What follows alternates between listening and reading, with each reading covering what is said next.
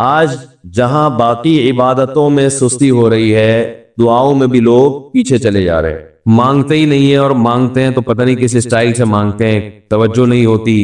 اجتماعی دعاؤں پر زیادہ زور ہے، انفرادی پر زور نہیں ہے۔ کہیں مجمع دعا مانگ رہا ہوتا تو ہاتھ اٹھا کے آمین آمین شروع کر دیں گے، بس ٹھیک ہے، وہ بھی جائز ہے، لیکن دعا میں جو اصل ہے وہ انفرادی ہے۔ دیکھیں، جب آپ کسی سے اپنی حاجت پوری کرنے کے لیے کچھ مانگنے کے لیے جاتے ہیں تو اکثر آپ کی کوشش ہوتی ہے کہ اس سے اکیلے میں ملو۔ اکثر کوشش کیا ہوتی ہے؟ سب کے سامنے نہیں، بلکہ آپ اس کو لیں گے، بھائی تھوڑی دیر کے لیے ذرا مفتی صاحب آپ سے کام ہے۔ ایسا ہی ہوتا ہے نا، ذرا چھاؤں میں آ جائیں تھوڑی دیر کے لیے، لوگ کہتے ہیں نا، مفتی صاحب کہہ رہے ہیں بھائی یہی پوچھ رہے کریں، ادھر سائڈ پہ آ جائے، تو سائڈ پہ جانے کے بعد پھر آپ کہتے ہیں یہ مسئلہ ہے، فلانا مسئلہ ہے، ڈمکانا مسئلہ ہے۔ تو سائڈ پہ لے جانے سے بعض دفعہ یہ بھی ہوتا ہے کہ سب کے سامنے آدمی اپنی بات نہیں لانا چاہ رہا ہوتا، اور بعض دفعہ یہ بھی ہوتا ہے کہ میں اپنی بات توجہ کے ساتھ سنا سکوں۔ تو دعا میں انسان، اللہ تو سب کی بات سنتا ہے، مجمع میں بھی اور تنہائی میں بھی، لیکن آپ دعا مانگنے میں جو آپ کی طبیعت لگے گی، توجہ سے مانگو گے، وہ تنہائی میں زیادہ شوق سے، زیادہ رغبت سے مانگ سکتے ہو۔ اجتماع میں ایسی رغبت اور ایسی شوق سے انسان دعا نہیں مانگ سکتا۔ وہ انفرادی دعائیں ہی ختم ہوتی جا رہی ہیں۔ قرآن مجید میں اللہ تعالیٰ نے رمضان کی جو آیتیں ہیں ان آیتوں کے بعد ذکر کیا، وَإِذَا سَأَلَكَ عِبَادِي عَنِّي فَإِنِّي قَرِيب، اے نبی ان سے کہہ دیجئے کہ جب یہ مجھ سے میرے بارے میں پوچھیں تو آپ ان کو بتا دیں کہ میں بہت قریب ہوں تمہارے۔ اجیب دعوت الداعی اذا دعان، جب کوئی پکارنے والا، دعا مانگنے والا مجھ سے دعا مانگے گا تو میں اس کی پکار کا جواب بولے بھائی پکار کا جواب دوں گا۔ پکار کا جواب دینے کا مطلب کیا ہوتا ہے؟ قبول کروں گا اس کی دعا۔ جواب کا یہ مطلب نہیں کہ اچھا میں نے سن لیا ہے، چلو ایک جواب تو یہ بھی ہوتا ہے نا، اچھا آپ چپ ہو جا، ہم کسی کو پکار رہے ہوں اگلا کہتا ہے اچھا بھائی ٹھیک ہے پتہ چل گیا، اب چپ کر کے بیٹھ جاؤ آرام سے۔ تو اللہ تعالیٰ جب جواب دیتے ہیں تو کیا مطلب ہوتا ہے کہ اللہ تعالیٰ وہ دعا قبول کر رہے ہیں۔ ہم دعا کثرت سے مانگتے کیوں نہیں ہے؟ اس کی وجہ یہ ہے کہ ہمارے ذہن میں ایک چیز شیطان نے بٹھا دی ہے کہ مانگو تب بھی ویسے کے ویسے ہی ہے، نہیں مانگو تب بھی ویسے کے ویسے۔ وہ فلاں آدمی تو نہیں مانگتا، وہ تو پھر بھی اس کی تنخواہ اچھی مل رہی ہے، اور میں تو کئی سالوں سے دعائیں مانگ رہا ہوں، اے اللہ میری تنخواہ ڈبل نہیں کر سکتا تو کم از کم 50% ہی بڑھا دے، تو میں تو وہی کا وہی ہوں، میری تنخواہ میں تو کوئی اضافہ ہو نہیں رہا۔ تو ہم تو دیکھتے ہیں کہ ادھر دعا مانگو کچھ بھی نہیں ہو، سوائے ثواب کے کچھ بھی نہیں ملتا۔ یہ وہ چیز ہے جو انسان کو دعاؤں سے روکتی ہے۔ حالانکہ ہم پیغمبروں کی زندگی دیکھتے ہیں تو بات بات پر دعائیں مانگتے تھے، بہت کثرت سے، بہت زیادہ۔ نوح علیہ السلام، اچھا اللہ نے ان کی دعاؤں کو قرآن میں ذکر بھی کیا ہے۔ مناجات مقبولہ ایک دعاؤں کی کتاب ہے۔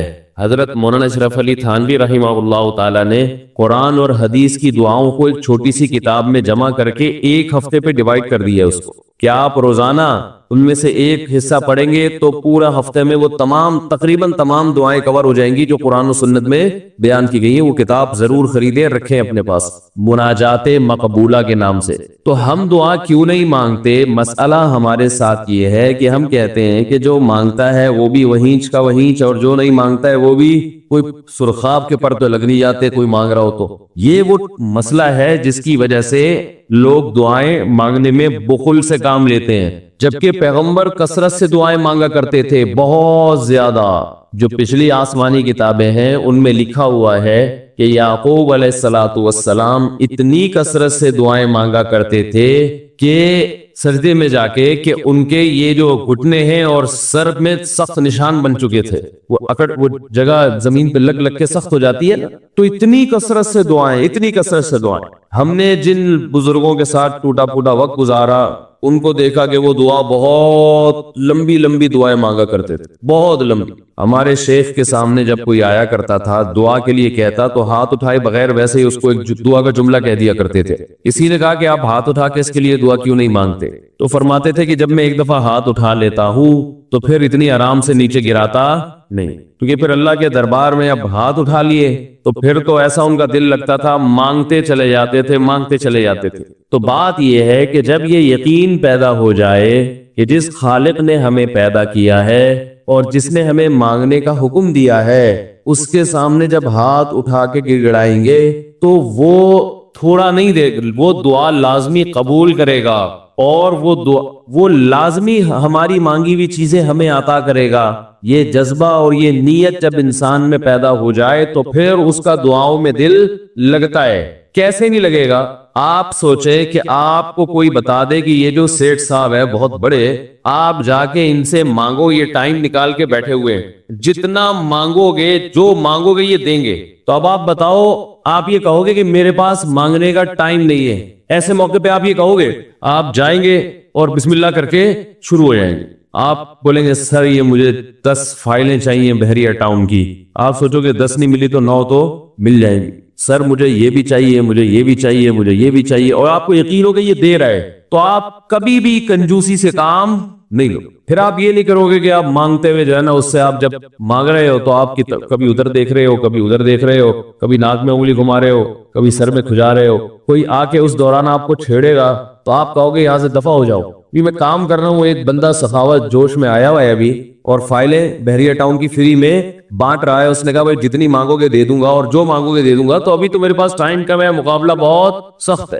اور پھر اس میں آپ کو الفاظ بھی خود بخود آ جائیں گے، کس طرح سے سمجھانا ہے، مختلف طریقوں سے آپ بات کو گھماؤ گے۔ سر پلیز آپ بات کو سمجھا کریں، میں آپ کے پاس آیا ہوں، آپ کو پتا ہے میں ادھر بھی جا سکتا تھا، وہ وسیم کباڑیہ کا بزنس بھی آج کل بہت چل رہا ہے، میرے پرانے اچھے تعلقات ہیں، لیکن مجھے پتا تھا کہ آپ ہیں، آپ جیسا سیٹ تو کوئی ہے ہی نہیں، اور ہر مشکل میں آپ نے میری مدد کی ہے۔ جو الفاظ بھی اس کی سخاوت کو ابھارنے والے ہوں گے، وہ تمام آپ اس موقع پر اس کے اوپر انڈیل دو گے، پورا دیگچہ بھر کے اس کے اوپر ڈال دو گے آپ۔ تو اللہ سے جب مانگتا ہے انسان اور اس کو یقین ہو کہ اللہ میری دعا کو پورا کرے گا، تو اس یقین کے ساتھ جب دعا مانگی جاتی ہے تو اس کا اسٹائل کچھ اور ہوتا ہے، اور ایک فارمیلٹی پوری کرنے کے لیے دعا جب مانگی جاتی ہے، جیسے کہ ہمارے ہاں ہو رہا ہے، تو اس کا اسٹائل اور انداز کچھ اور ہوتا ہے۔ ہمارے ہاں دعا پڑھی جاتی ہے، مانگی نہیں جاتی۔ ربنا آتنا فی الدنیا حسنۃ وفی الآخرۃ حسنۃ وقنا عذاب النار، آمین۔ اور کہ ربنا ظلمنا انفسنا وان لم تغفر لنا وترحمنا لنکونن من الخاسرین، آمین۔ یہ دعا مانگی جا رہی ہے یا پڑھی جا رہی ہے؟ یہ تو پڑھی جا رہی ہے، آمین بھی پڑھا جا رہا ہے اس پہ۔ تو اللہ نے ہمیں یہ نہیں کہا کہ اقرؤوا الدعاء عند ربکم، اپنے رب کے سامنے دعائیں پڑھا کرو۔ اللہ نے کہا ادعوا، مانگو، پکارو، مانگو اس سے۔ بھکاری جیسے بھیک مانگتا ہے نا، لوگ کہتے ہیں مانگنے کا کیا طریقہ ہے؟ بھائی جو بھکاریوں سے پوچھو بھیک مانگنے کا کیا طریقہ ہے۔ بھکاری اکثر ان پڑھ ہوتے ہیں، جو پڑھے لکھے بھکاری ہوتے ہیں پھر وہ IMF سے مانگتے ہیں، وہ چھوٹی بڑی چیزیں نہیں مانگتے۔ بھکاری اکثر کیا ہوتے ہیں؟ ان پڑھ، جن سے ہمارا صبح شام واسطہ پڑتا ہے۔ تو یہ کسی سے بھیک مانگنے کا طریقہ سیکھ کے آتے ہیں؟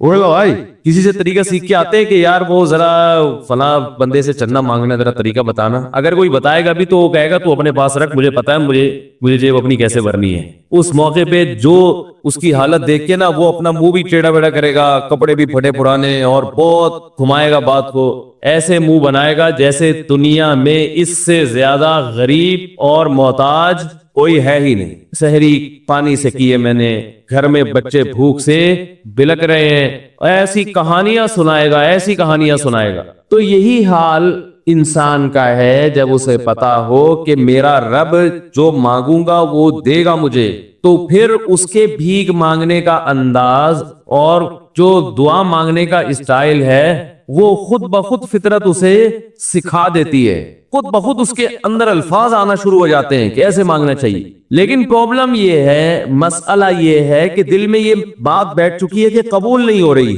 عجیب حدیث ہے، رسول اللہ صلی اللہ علیہ وسلم نے ارشاد فرمایا کہ اللہ بندے کی دعا قبول کرتے رہتے ہیں، وہ مانگتا رہتا ہے قبول ہوتی رہتی ہے، وہ مانگتا رہتا ہے قبول ہوتی رہتی ہے، یہاں تک کہ ایک وقت ایسا آتا ہے کہ بندہ یہ کہتا ہے کہ میں مانگ رہا ہوں قبول تو ہو نہیں رہی، تو جب یہ کہتا ہے تو اس وقت قبول کرنا بند کر دیتے ہیں اللہ تعالیٰ۔ اللہ کہتے ہیں کہ اگر تو یہ سمجھ رہا ہے کہ قبول نہیں ہو رہی تو اب نہیں ہوگی۔ اب عجیب بات ہے یا نہیں یہ حدیث؟ بھائی وہ بندہ کئی سال سے دعائیں مانگ رہا تھا اور پھر آخر میں آ کے کہتا ہے کہ قبول تو ہو نہیں رہی، تو ظاہر ہے کچھ نہیں ہو رہی ہوگی، تبھی تو کہہ رہے ہیں نا۔ اس کو ایسا لگ رہا ہوگا کہ قبول نہیں ہو رہی، بھائی اس کو یہ لگ رہا ہوگا کہ نہیں، جو چیزیں مانگ رہا ہوں وہ تو مل نہیں رہی، تو تبھی تو وہ کہتا ہے کہ قبول نہیں ہو رہی۔ تو سوال پیدا ہوتا ہے پھر اللہ قبول کرنا بند کیوں کر دیتے ہیں؟ اللہ تعالیٰ جب دعائیں قبول کرتے ہیں تو اس کا انداز وہ نہیں ہوتا جیسے ایک عام انسان جب کسی کو بھیک دیتا ہے. ایک عام فقیر جب آپ کے پاس آئے گا, آپ سے بھیک مانگے گا, 100 روپے دے دو, 20 روپے دے دو, آپ اٹھا کے 100 نہیں تو 10-20 تو پکڑا دیتے ہیں اس کو, تو وہ یہ سمجھتا ہے کہ میری دعا کیا ہو گئی؟ قبول. لیکن اللہ تعالیٰ اس طرح دعا نہیں قبول کرتے.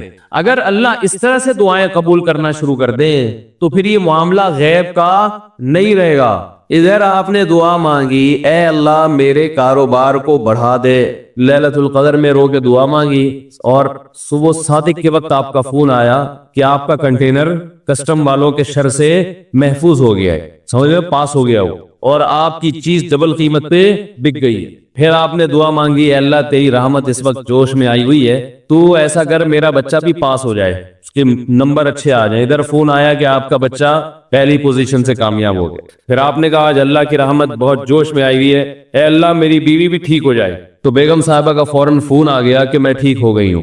ہے بھائی, میں ٹھیک ہو گئی. اے اللہ ساس صاحبہ بہت دنوں سے آگے بیٹھی ہوئی ہیں, جانے کا نام نہیں لے رہی, فون آ گیا کہ میں چلی گئی ہوں. اس طرح سے اگر دعائیں قبول ہونا شروع ہو جائیں تو میرے بھائی پھر یہ سارے کافر, یہ سارے لبرل لوگ جو اللہ کو مانتے ہی نہیں ہیں, یہ دنیا کا ہر کام چھوڑ کے مصلی بچھا لیں گے اور دعاؤں کو فوکس کرنا شروع کر دیں گے. دعا قبول ہوتی ہے مگر اس شخص کی جو اللہ پر غیب پر ایمان رکھتا ہے, جسے دعا قبول ہوتی ہوئی نظر نہیں آتی مگر وہ یقین کرتا ہے کہ دعا قبول ہو رہی ہے. صرف اس شخص کی دعا قبول ہوتی ہے, اس کے علاوہ کسی کی قبول نہیں ہوتی.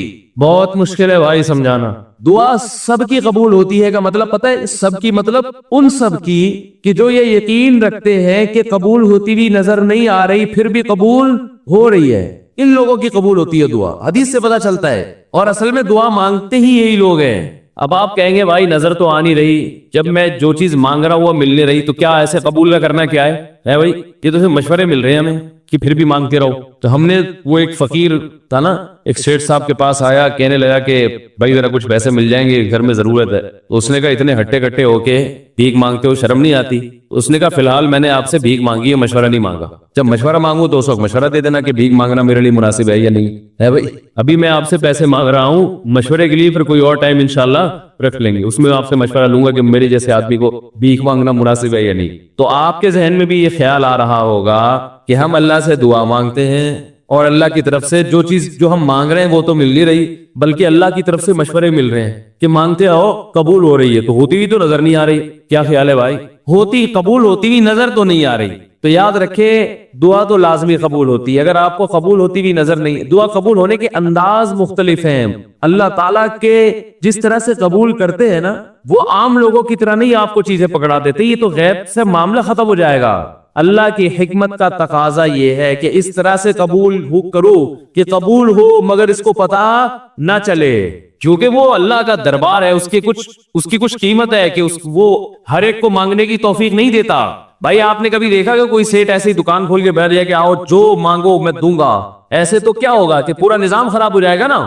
پھر آپ 10 فائلیں تھوڑی مانگیں گے, پھر تو آپ کہیں گے پورا بحریہ ٹاؤن میرے حوالے کر دو, پھر تو آپ یہ کریں گے نا. یہ تو میں نے ایک مثال دی تھی. عملاً ایسا نہیں ہوتا. عملاً وہی آگے بیٹھے گا اور وہی آپ کو پیشکش کرے گا کہ اس کے کچھ اصول اور ضابطے ہوں گے, ان قواعد پہ آپ پورے اترتے ہوگے تو آپ کو وہ گھسنے دے گا. اللہ کے بھی کچھ اصول اور ضابطے ہیں, ساری دعائیں قبول کرے گا, جو مانگو گے صرف اتنا نہیں بلکہ بڑھا کے دے گا. لیکن اصول یہ ہے کہ اللہ کہتے ہیں کہ جب میں دوں گا تو نظر نہیں آئے گا, مگر یقین رکھنا ہے کہ کیا کر رہا ہوں, میں دے رہا ہوں, پھر دیتا رہوں گا میں. پھر بات وہیں آگے کھڑی ہو جاتی ہے کہ ایسے دینے کا کیا فائدہ, کہ ہماری سمجھ میں نہیں آ رہا کہ پتہ نہیں کیسے دے رہا ہے اللہ تعالیٰ. تو یاد رکھیں اللہ تعالیٰ کے دینے کا انداز تھوڑا مختلف ہے. وہ کیا ہے؟ بعض مرتبہ جو چیز مانگ رہے ہوتے ہیں اللہ وہی چیز آپ کو دے دیتا ہے, اور ایسا بھی ہوتا ہے. ہمیشہ ایسا تو نہیں ہوا ہوگا کہ جو چیز مانگی اور نہیں ملی ہو. کئی بار ایسا ہوا ہے کہ جو مانگا وہ اللہ نے دے دی, فوراً مسئلہ حل ہو گیا. بعض دفعہ بلکہ اس سے بھی پہلے کا اسٹیپ, بسا اوقات تو آپ دعا مانگ ہی نہیں رہے ہوتے, آپ اس کو دعا سمجھ رہے ہوتے ہو, لہذا اس میں وہ جان ہوتی نہیں ہے, تو قبولیت کا پھر سوال ہی پیدا نہیں ہوتا. آپ دعا پڑھ رہے ہوتے ہو, مانگ رہے نہیں ہوتے. تو اللہ نے تو دعائیں قبول کرنے کا کہا ہے, دعائیں پڑھنے پر کہا ہو, وعدہ کیا ہو, ایسا ہمارے علم میں کوئی حدیث نہیں ہے. دیکھیں یونس علیہ السلام جب مچھلی کے پیٹ میں تھے تو یونس علیہ السلام کو اپنی خطا کا احساس ہوا کہ میں اللہ کی پرمیشن کے بغیر اپنی قوم کو چھوڑ کے آ گیا ہوں. ان کو احساس ہو گیا, تبھی اللہ نے مجھے مچھلی کے پیٹ میں ڈال دیا ہے. تو اب آپ نے مچھلی کے پیٹ میں جا کے یہ دعا مانگی, لا الہ الا انت سبحانک انی کنت من الظالمین. اے اللہ تیرے سوا کوئی عبادت کے لائق نہیں ہے, سبحانکا تو ہر عیب سے پاک ہے, تو نے جو مجھے مچھلی کے پیٹ میں ڈال دیا تو یہ تیری غلطی نہیں ہے, تو ہر عیب سے پاک ہے. انی کنت من الظالمین, میں وہ ظلم کرنے والا اپنی جان پہ, مجھ سے غلطی ہوئی ہے. اللہ تعالیٰ کو آپ کا یہ مانگنا اتنا پسند آیا کہ مچھلی کو حکم دیا کہ ان کو ساحل پر اگل دو. اور نہ صرف یہ کہ مچھلی نے آپ کو ساحل پہ ڈالا, وَأَنبَتْنَا عَلَيْهِ شَجَرَةً مِّن يَقْطِينٍ, یقطین کوئی درخت تھا وہ بھی اللہ نے اگا دیا دھوپ سے بچانے کے لیے. لیکن جب مصیبتوں میں ہم یہ کلمہ پڑھتے ہیں لا الہ الا انت سبحانک انی کنت من الظالمین, تو ہم یوسف علیہ السلام والے جذبے سے یہ کلمے میں جو الفاظ ہیں وہ مانگتے نہیں ہیں بلکہ ہم یہ کلمہ پڑھتے ہیں. سمجھ رہے, پڑھنے کی بھی برکتیں ہوتی ہیں, میں اس کا منکر نہیں ہوں, لیکن ہمارے جو ورڈنگ ہوتی ہے نا وہ مانگنے کا اسٹائل نہیں ہوتا. ہم چھوٹے بچے تھے تو مسجد میں آیت کریمہ کا ورد ہوا کرتا تھا کہ بھائی حالات خراب ہے, آج کل امام صاحب اسپیکر پہ اعلان کر کے بلاتے تھے, آ جاؤ بھائی آیت کریمہ کا ورد ہوگا, لا الہ الا انت سبحانک انی کنت من الظالمین, 5 لاکھ دفعہ پڑھا جائے گا. تو ہم مسجد میں آتے, وہ مسجد میں دانے رکھ, ہم تو آتے تھے, اس کے بعد جلیبیاں بھی ملتی تھی, بڑی گرم گرم ٹائٹ جلیبیاں ہوتی تھی. اب تک وہ مزہ نہیں آیا جلیبی, تو وہ جلیبیاں بھی ہوتی تھی, اوپر دانے رکھے ہوئے ہوتے تھے, وہ 5 لاکھ دانے ہوتے تھے, ختم کرنے ہوتے تھے. تو پھر ہم کیا کریں, لا الہ الا انت سبحانک انی کنت من الظالمین, لا الہ الا انت سبحانک. اس میں فراڈ نہیں کرتے تھے, پڑھتے پورا تھا الحمدللہ. بعض لوگ تو کیا کرتے تھے, ایک مٹھی لی لا الہ الا انت سبحانک انی کنت من الظالمین نے پھونک مارا اور سائڈ پہ رکھ دیا. وہ یہ ڈرامے بھی ہوتے تھے, لیکن ہم پورا ہی پڑھتے تھے. اب لیکن اس میں مانگنے کا انداز تو نہیں ہوتا تھا, لا الہ الا انت سبحانک انی. پھر اس میں بچے تھے, شرارت بھی شروع ہو جاتی تھی, دیکھنے کوئی ادھر دیکھ رہا ہے تو ایک دانہ اٹھایا, لا الہ الا انت سبحانک انی کنت من الظالمین, یوں کر کے اس کی ناک پہ مارا ہے. کوئی ادھر دیکھ رہا ہے تو اس کی جیب میں ڈال دیا. تو یہ دعا مانگی جا رہی ہے, یہ تو پڑھی جا رہی ہے, ایک فارمیلٹی ہے کہ 5 لاکھ پورے کرنے ہیں, اس کے بعد جلیبی کھانا ہے اور نکلنا ہے. تو آج بھی ایسا ہی ہو رہا ہے, امام صاحب دعا مانگتے ہیں, لوگ کہتے ہیں یار چلو جب نماز پڑھ لی, 4 رکعتیں پڑھ لی, سلام بھی پھیر لیا, تو اس میں کیا جا رہا ہے, یہ بھی پورا ہی کر لو. ایسا ہی ہوتا ہے نا, یہ بھی پورا ہی کر لو, آمین آمین کہہ لیں گے.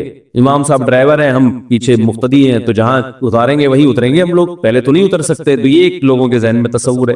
نبی صلی اللہ علیہ وسلم نے فرمایا اللہ ظاہر قلب کے ساتھ دعا کی طرف توجہ نہیں دیتے. ظاہر قلب کا مطلب آپ کا دل حاضر نہیں ہو, کچھ اور سوچ رہے ہو, اور ادھر سے آپ نے ویسے ہی ایک فارمیلٹی پوری کرنے کے لیے. اللہ کہتے ہیں کہ جب تو مانگنے میں مخلص نہیں ہے تو میں تجھے کیوں دوں, تو مانگنے میں ہی مخلص نہیں ہے. تو بعض دفعہ بلکہ اکثر ایسا ہوتا ہے کہ ہماری دعا میں جان ہی نہیں ہوتی. آدم علیہ السلام کو جب جنت سے نکالا گیا تو پریشان تھے, بے چین تھے, مضطرب سے, میں کیا کروں کہ اللہ مجھ سے خوش ہو جائے. اس بے چینی میں الفاظ نہیں آ رہے سمجھ میں. فَتَلَقَّى آدَمُ مِن رَبِّهِ كَلِمَاتٍ, اللہ فرماتے ہیں اللہ نے آدم کے دل میں کلمات ڈال دیے ان کی بے چینی کو دیکھ کر کے, اس طرح سے مجھے مانگو. جب انسان اخلاص کے ساتھ دعا مانگتا ہے تو الفاظ کا القاء کہاں سے ہوتا ہے, اللہ کی طرف سے وہ القاء ہونا شروع ہوتا ہے. اللہ کہتے ہیں اس طرح سے مانگ. حضرت حکیم اختر صاحب رحمہ اللہ تعالیٰ نے ایک واقعہ بیان کیا, فرمایا کہ ایک شخص نے حرم میں, انہوں نے دیکھا یا کسی اور بزرگ نے دیکھا کہ حرم میں ایک شخص اللہ سے دعا مانگ رہا ہے گناہوں کی معافی کے لیے, اور اللہ سے کہہ رہا ہے کہ اے اللہ اگر تو میرے گناہ معاف کر دے گا تو بھی خوش ہوگا, اور تیرے حبیب محمد صلی اللہ علیہ وسلم بھی خوش ہوں گے کہ ایک آدمی کی بخشش ہو رہی ہے, اور تیرا یہ بندہ بھی خوش ہو جائے گا. اور اگر معاف نہیں کرے گا تو بھی خوش نہیں ہوگا, کیونکہ اللہ کو جہنم میں ڈال کے خوشی تو ہوتی نہیں ہے بندوں کو. اور تیرے حبیب محمد صلی اللہ علیہ وسلم کو پتا چلے گا وہ بھی خوش نہیں ہوں گے, اور میں بھی خوش نہیں ہوں گا. شیطان خوش ہوگا جو تیرا دشمن ہے. اب خود سوچ لے, تو اپنے دشمنوں کو خوش کرنا چاہتا ہے, یہ اتنے سارے ہیں بھائی, اتنے سارے دوست ہیں تیرے, ان کو ناراض کر کے تو خوش کس کو کر رہا ہے, اپنے. تو جو تیرا بھی دشمن ہے, میرا بھی دشمن, اور تیرے حبیب محمد صلی اللہ علیہ وسلم کا بھی دشمن ہے. تو دیکھو کیسے الفاظ ہیں اس کے. تو ایسا کہ بظاہر بخشش کے علاوہ کا آپشن چھوڑا ہی نہیں. کیا خیال ہے. حجاج ابن یوسف بڑا ظالم تھا, بڑا ظالم.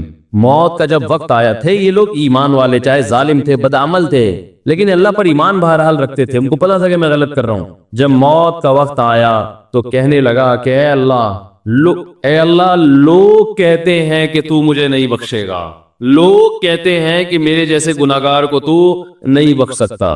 بڑے عجیب الفاظ ہے, اللہ کی رحمت کو جوش دلا رہا ہے کہ تو ایسا کر کے دکھا دے, یعنی کچھ ایسا کر کے دکھا دے کہ جو تیرے بارے میں لوگ گمان کر رہے ہیں وہ گمان کیا ہو جائے. یہ بالکل ایسے ہے جیسے کوئی بہت بڑا سیٹ ہو, آپ اس سے بہت زیادہ بڑا قرضہ مانگنے کے لیے جائیں جو کہ عام طور پر نہیں ملتا, لیکن آپ اس کو جوش دلا رہے ہو کہ لوگ کہتے ہیں کہ تو اتنا بڑا قرضہ نہیں دے سکتا, تو آج تو اپنی سخاوت دکھا دے کہ میں اتنا بڑا قرضہ بھی دے سکتا ہوں. تو مرتے ہوئے کیا کہنے لگا کہ اللہ یہ پبلک کہہ رہی ہے کہ تو مجھے نہیں بخش سکتا, یعنی یہ تیری رحمت کو چیلنج کر رہی ہے کہ اتنے بڑے گناہگار کو نہیں بخشے گا اللہ. تو آج کیا کر لے, تو یہ دکھا دے اپنی رحمت سے کہ میں اتنے بڑے گناہگار کو بھی معاف کر سکتا ہوں. اب پتہ نہیں اللہ نے معاف کیا نہیں کیا, وہ تو اللہ کا معاملہ اور حجاج بن یوسف کا معاملہ, لیکن علماء کہتے ہیں اس نے الفاظ بڑے ڈینجرس کہے ہیں مرتے وقت. ڈینجرس کا مطلب یعنی دوسرے معنی میں ایسے ہے کہ اس نے اللہ کی عرش کو ہلا دیا ہوگا. اللہ کو مانگنا اتنا پسند ہے. پہلی بات تو یہ ذہن میں رکھیں کہ